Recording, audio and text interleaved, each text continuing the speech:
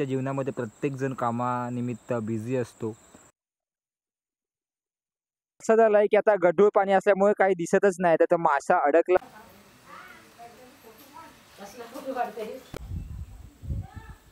Hello guys, मी Sam सफरनाव vlog YouTube चॅनलमध्ये तुमचं पुन्हा एकदा नव्याने स्वागत करतो. सो म्हणजे आजचा एपिसोड हा आपल्या येळणे गावातला होणार आहे. म्हटलं गावी आलोय तर आपण आपल्या सगळ्यांना आता पावसाळ्यामध्ये गाव कशा पद्धतीने हिरवगार झालंय हे एक्सप्लोर करूया. आणि गावी येण्याचं कारण असं विशेष की म्हटलं आता पावसाळा झालाय तर आपल्या गावात कशा पद्धतीने आता हिरवीगार वनराई झाली, आता काय सध्या परिस्थिती आहे कोकणातली हे आपण ब्लॉगच्या माध्यमातून दाखवूया, जास्तीत जास्त लोकांपर्यंत शेअर करूया. सो गावातील काही लोकेशन पाहणार आहोत, ती लोकेशन खरंच तुम्हाला आवडतील.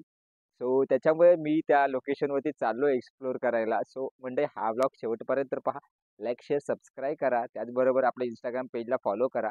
आणि चला तर आपण एक एक लोकेशन एक्सप्लोर करूया. पहिला पर्यामध्ये जाऊया, त्याच्यानंतर मग आपण गावाचा तो मुख्य भाग आहे टेंबी, त्या ठिकाणी जाऊन आपण संपूर्ण गाव एक्सप्लोर करूया. त्यानंतर हळूहळू सगळीच लोकेशन मी तुम्हाला सांगत जाईल. सो चला तर मी सुरुवात करतोय आता या ब्लॉगला. इकडे कोकणात आल्यानंतर येणे गावात असलं भारी वाटतंय ना भावानो, काय सांगू. म्हणजे हिरवीगार वनराई, जुळजुळ जाणार वाहणार जुळजुळ वाहणारी नदी आणि एकंदर मस्तपैकी माहोल आहे. सो हा ब्लॉग शेवटपर्यंत पहा, रिक्वेस्ट करतोय. आणि आपल्या प्रत्येक कोकणी माणसापर्यंत हा ब्लॉग पोहोचवण्याचा प्रयत्न करा. चला तर मंडळी, आपण आता पर्यामध्ये चाललोय. ही बघा, ही हिरवीगार वनराई, सुंदर असं आपल्याला हिरवगार कोकणात नयनरम्य दृश्य पाहायला मिळतं. आणि ही कोकणातील आपल्या पर्यावर जाणारी पायवाट आहे. आणि इकडे जर पाहिलं तर एकंदर तुम्हाला संपूर्ण अगदी धरती हिरवीगार झालेली पाहायला मिळते. हे बघा, एक तुम्हाला दाखवतो, ह्याला ह्याला निवडुंग बोलतात. याचा उपयोग ज्यावेळेस आपल्याला खोकला किंवा इतर काही जर तब्येत वगैरे डाऊन असेल तर याचा गरम करून हे भाजायचं, त्याच्यानंतर गरम करायचं आणि त्याचा काढा करून प्यायचा. हे कोकणातले आहे ना घरगुती औषध आहेत. जर डॉक्टरकडे जाईपर्यंत वेळ असेल तर हे आपण घरगुती औषध आपण करू शकतो. सो चला तर आपण आता पर्यावरती जाऊया. थोडं रस्ता आहे हा स्लिपरी आहे, त्याच्यामुळे आपण काळजीपूर्वक जाणार आहोत, कारण की पाऊस पडल्यामुळे सर्व शिवाळी बाजले. आणि चला तर म्हणजे आपण पर्यावरती जाऊया. खूप छान वाटते बघा, मला आवाज पण येतोय पर्याच्या पाण्याचा, झुळझुळ झुळझुळ. सो एक्सायटेड आहे मी ही जायला. आणि या ठिकाणी पहिले आम्ही अंघोळी करायचो पर्यावरती, पुढे तुम्हाला दाखवतो. हा बघा, हा पर्याय पाऊस पडल्यामुळे पाणी खदूळ झालंय. आणि हा बघा, हा जो रस्ता दिसतोय हा वाघवणी जाणारा रस्ता आहे. आणि हा आपल्या इकडून गावातून रस्ता येतो, हा रस्ता जातो सरळ वाघवण्यामध्ये आणि इकडून आपण गावात जाऊ शकतो. तो चला बघूयात आता पर्या. हे बघा, हा पूल बनवण्यात आलेला. पूर्वी इकडे जुना पूल होता, पण आता हे नवीन पूल बनवण्यात आलाय. आणि हे बघा, हा पर्या. इथे लहान असताना बऱ्याचशा गोड आठवणी होत्या. म्हणजे शाळेतून आल्यानंतर इथे मासे पकडायला यायचो किंवा इकडे इकडे गणपती विसर्जन करायचो इकडे. आणि त्यावेळेला एवढं काय हा मोठा ब्रिज नव्हता, छोटा होता तो. त्याच्यामुळे इथे एक वेगळी मजा होती. इकडे इकडून हा वरून पाणी येतोय, हा पाणी खाली जातो डायरेक्ट नदीला भेटायला. हा इकडून नदीकडे जाणारा पाणी आहे. आणि इथे हे बघा, इथे पहिलं असं इथे असं पहिलं बंधारा बांधलेला होता, त्याच्यामुळे इथे महिला मंडळ कपडे धुवायचे. आणि इकडे आम्ही मासे गणपती वगैरे विसर्जन करायचो, इथे अंघोळी करायचो. गोविंदामध्ये पण आम्ही अंघोळी करायचो इथे. तो इथला जो माहोल आहे हा भारी आहे, कमाल आहे. किती सुंदर हे कोकणातलं रूप आहे ना. प्रत्येक जण पाहिल्यानंतर हे रूप डोळ्यात साठवण्याचा प्रत्येक जण प्रयत्न करतो, कारण की ज्या गावी आपण जन्मलो त्या गावात हे असं सुंदर दृश्य पाहणं म्हणजे एक कमालच म्हणू शकतो आपण.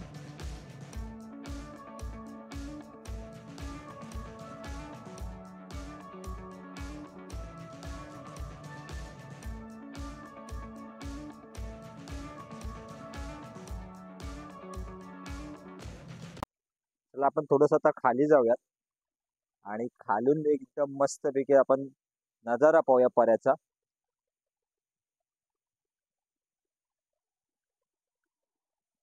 हे बघा, पाऊस पडल्यामुळे पाणी गढूळ झालंय. पण तुम्ही निसर्गाची एक आपण म्हणू शकतो ब्युटी पाहू शकता कशा पद्धतीने आहे ते. तर पूर्ण आपल्याला हिरवंगार पाहायला मिळते सगळं. मंडळी, आपल्याला एक सांगायला आनंद होतोय. हे बघा, इकडे पप्पू कर्तव्य आणि धीरज हे मासे पकडतायत. हे पाहिल्यानंतर मला एक शाळेतली जुनी आठवण जागी झाली. तर आपण कशा पद्धतीने पकडतायत मासे पाहूयात. गळ टाकलाय त्यांनी, गल. येत आहेत का मासे? नाही का? कुठे गेले मासे? हे बघा, आता हे मासे पकडतायत. तो पाहूयात आपल्याला किती मासे मिळत आहेत ते गलाला.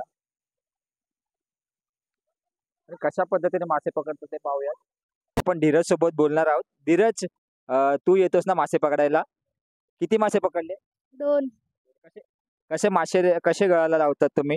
मासे गळाला कसे लागतात, म्हणजे काय काय काय काय करतात मासे गळाला लागण्यासाठी? हे गांडूळ घेता, जोरात बोल, जोरात बोल. हे गांडूळ घेता, हा, असे लावता हा, थांबा. हा, इथे लावतो आणि आणि टाकता. अच्छा टाकतात. तू दररोज येतो पकडायला? हो. म्हणजे तुला अनुभव आहे. हो. आता किती पकडणार मासे अजून? घेऊन पकडू. बघू जेवढे भेटतील तेवढे. हम्म. अच्छा. सो आता आपण पाहूया टाक गळ कशा पद्धतीने. हे बघा, त्यांनी गळाला गांडूळ लावला आणि आता गळ टाकतोय ते बघा. अशा पद्धतीने टाकला जातो खाली गळ. आणि ज्या वेळेला आपल्याला मासा लागतो त्यावेळेला मग तो वरती येतो. हे कर्तव्य मुंबईहून आलाय खास गावी आणि धीरज सोबत तो आता मासे पकडायला आलाय पर्यावर. बघूया, ऍक्च्युली पाणी गढूळ आहे ना, त्याच्यामुळे मासे लागले की नाही तो दिसत नाही ना. स्वच्छ पाणी असं तो मासा लागला का दिसतो आपल्याला. बघा, हे तरी त्यांनी 2 मासे पकडलेत त्यांनी.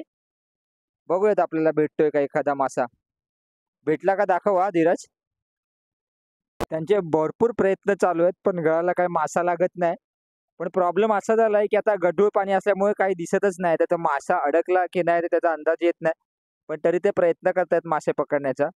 हे शाळेत असताना आम्ही खूप करायचो. म्हणजे सुट्टीच्या दिवशी यायचं, पर्यावरती गळ टाकायचे, मासे पकडायचे आणि घरी जाऊन शिजवून खायचे.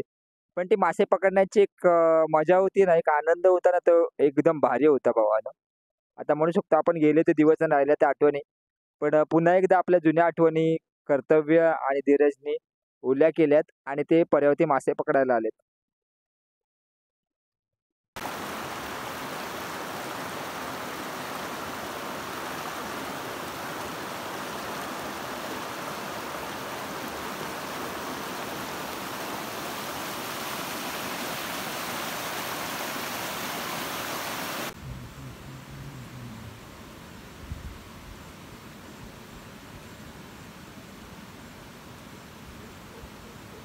सो चला मंडळी, आपण आता पर्या पाहिल्यानंतर आपण आता वरती जाऊया टेंबीमध्ये. टेंबीमधून गाव कसं दिसतं येळणे गाव हे पाहूया. आणि येळणे गावात जी ब्युटी आहे टेंबीमधून बघण्याची, ही शब्दात सांगणं खूप कठीण आहे. त्याच्यामुळे तुम्ही प्रत्यक्षात जाऊन आपल्या ब्लॉगच्या माध्यमातून पाहूया की टेंबी कशा पद्धतीने दिसते. सो आपला टेंबीच्या दिशेने प्रवास चालू झालेला आहे आता.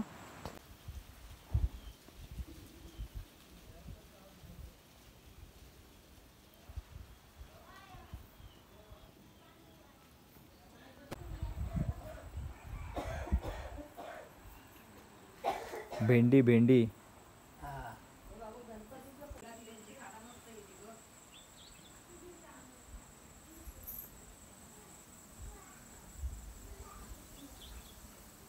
कोकणातली घरगुती भेंडी. बाबा कधी लावली भेंडी? मे महिन्यात. मे महिन्यात लावली ना. आता येतील, काढली काय भेंडी? नाही रे, नाही झालीच नाही अजून. आता येतील ना. हा, भेंडी लावली आणि मखमल. आणि हे काय वांगी आहे ना? हे बियाणं ठेवलं आहे बघ. नाही नाही, ही वांगी आहे ना? वांगी वांगी, हिला पण फुलं आलेत आता. फुलं आली. मे महिन्यात लावली. हे मखमल आहे, वांगी आहे. त्यानंतर मग चिरड्याची फुलं आहेत ना, ही लालवाली हे ते चिरड्याची आहेत. हे बघा. आणि हे काय, ही कसली आहे? हे आवची. बावची. हे बघा, बावची पण लावली. हे घरगुती सगळी पालेभाज्या आहेत. भेंडा, त्याच्यानंतर वांगी, तिकडे चिरडा लावला आहे. हे घरगुती आहेत ना बाबा, घरी बनवले आहेत ना, लावलेले आहेत सर्व घरी लावलेले आहेत. ते बघा, आता सगळ्यांची अंगणं टाईल्सची झाले त्याच्यामुळे हे कुठे दिसतच नाही आता. आता ही आता माती आहे त्याच्यामुळे भेंडी लावले, चिरडा वगैरे. हे ह्याला फुलं नाही आली गोंड्याला? गोंड्याला नाही आली ना अजून. नाही आली आता ना. नवरात्रीला येते. नवरात्रीला येतील. हे बघा मी वरती आलो आहे. अमोलदादाच्या इथे आणि घर विवेकचं, अमोलदादाचं, मिलिंददादाचं. आणि बाबा बसलेत. ते आहे तिकडे बसले, तिची तब्येत बरी नाही, बाबा दाढी करतायत. आणि इकडे वरती चवळीची केळ आहे. इथून आपण आता गाव बघूया आपलं कसं दिसतं ते. कौलांची घरं ही कोकणातली विशेष आकर्षणाचा केंद्रबिंदू ठरतं. आणि आता पाऊस पण आला आहे.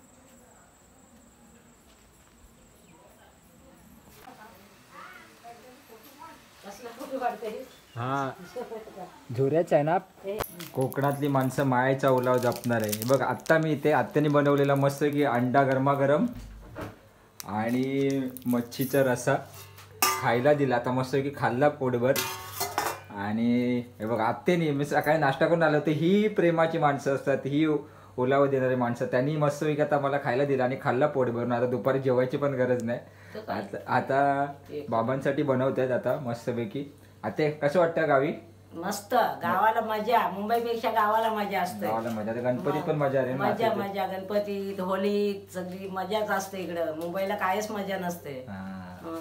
हे बघा आता इकडे अंडा आणि गरमागरम रस्सा खाल्ला, छान होते टेस्ट. ही खरं कोकणातलं प्रेम असतं. कोणी जर आलं मुंबईत त्याला उपाशी पाठवत नाही. काय जर चटणी भाकर असेल तर ती देतात. हे बर्फाचं आहे ना ते. हम्म. ते फ्रीज मध्ये टाकून ठेव ना. ठेवा. ठेव ठेव. फ्रीज मध्येच होता आतमध्ये. बर्फाचा नाही त्याच्या. घर आहे अमोलचं आहे. आणि हे महेशांचं घर आहे. आणि ही पाकाडी आहे वरती. थोडीशी स्लिपरी झाले, म्हणजे मटमटीत झाले पावसामुळे. आपण आता इथून वर जाणार आहोत. इथून थोडासा अवघड रस्ता आहे, पण जाऊया. आपण काय कोकणातला माणूस आहे, आपण काही वर्ष गावी राहिलो, त्याच्यामुळे या गोष्टींची सवय आहे. सो आपण वरती गेल्यानंतर आपलं गाव कसं दिसतं हे पाहूयात. गवत झालं आहे, त्याच्यानंतर सरळ मटमटीत रस्ता झाला आहे.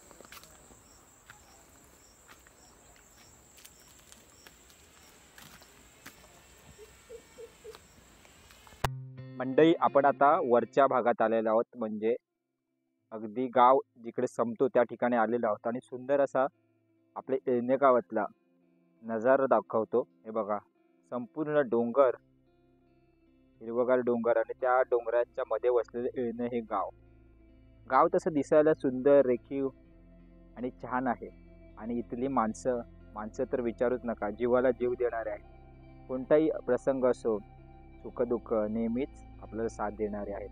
हे बघा हा दिसतोय मधला रस्ता, हा गावाचा मुख्य रस्ता आहे. आणि दोन्ही बाजूला आपल्याला प्रामुख्याने घरं दिसत आहेत. आणि इथून आपण जसं जसं वरती आलो तसं संकेतचं घर दिसतोय.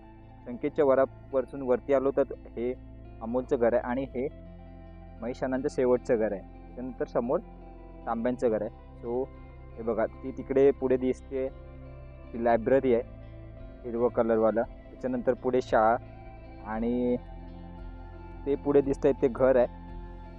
ही अशी एकंदर गावाची रचना. आणि या गावामध्ये खरंच छान वाटतं आल्यानंतर. मुळात कोकणात आल्यानंतर इथला परिसर, इथली माणसं अगदी जीवाला जीव देणारे आहेत. आल्यानंतर खाल्लंच की नाही विचारणारे आहेत. जस्ट आत्ताच मी खाली विवेकच्या इथे गेलो होतो, अमोलदाच्या इथे. तर आत्याने मला म्हटलं नाश्ता करून आलो, तरी तिने बघ मला पटकन चपाती आणि अंड्याचा पोळा टाकून मला म्हटलं 2 चपाती तरी खा. तुम्ही 2 चपात्या खाल्ला. ही खरी कोकणातली आणि गावातले आपले पण आहे. तो आपण एकंदर गाव पाहू शकतो कशा पद्धतीने आहे ते. इकडे जर पाहिलं तर हे अश्विनचं घर, त्यानंतर हे यांचं आहे विलाक्षीताईचं घर. पाठीमागे तिकडे गेलं तर ते दीपकांनांचं घर, आणि ते आमचं घर ब्ल्यू कलरचं प्लास्टिक लावलेलं आहे, ते आमचं घर. त्या साईडला प्लास्टिकच्या इथे ब्ल्यू कलरचं प्लास्टिक आहे तिथे. आणि हे नारळाचं झाड, आणि सुंदर असा नजारा आपण ब्लॉगच्या माध्यमातून दाखवतोय. कसं ना मंडळी, कोकणातलं हे जे निसर्ग आहे हे प्रत्येकाला प्रेमात पडतं. कारण की इथल्या निसर्गाचे एक वैशिष्ट्य आहे की ते निसर्ग आणि तिथली माणसं ही कोणी आलं तरी आपलेपणा दाखवतात. आणि हा वरचा भाग आहे टेंबीचा, हे सगळे ग्रीनरी झाले पूर्ण. एकंदर आपण पाहू शकतो कसा नेमका येळणे गाव हे डोंगरावरून, डोंगराच्या माथ्यावरून कसं दिसतं. तुम्हाला झूम करूनही दाखवतो, जेणेकरून तुम्हाला स्पष्ट दिसेल. हे बघा, हे जे घर आहे ही लायब्ररी आहे आणि तो अ, अमित दादाचं घर आहे. आणि त्याच्यानंतर थोडंसं पुढे आल्यावरती हे जाधवांचं घर आहे आणि हे किसनंदांचं आणि त्याच्या समोरच बोरल्यांचं घर. झूम करून दाखवतो आणि आपण आता झूम बॅक जाऊयात आणि आपण सुंदर अशा कोकणातील गावाचं आपण नजारा पाहतोय. या शुभ्र आकाश, हिरवेगार वनराई आणि त्यात आपलं गाव, याच्याहून काय सुख असू शकतो. मुंबईच्या पळापळीच्या जीवनामध्ये प्रत्येकजण कामानिमित्त बिझी असतो. प्रत्येकजण अगदी घड्याच्या काट्याप्रमाणे पळत असतो. पण इथे मनाला शांती देते. एक आपलं म्हणू शकतो आपण जीवन आहे, ते खरं जीवन जगायचं असेल तर कोकणात यावं लागतं.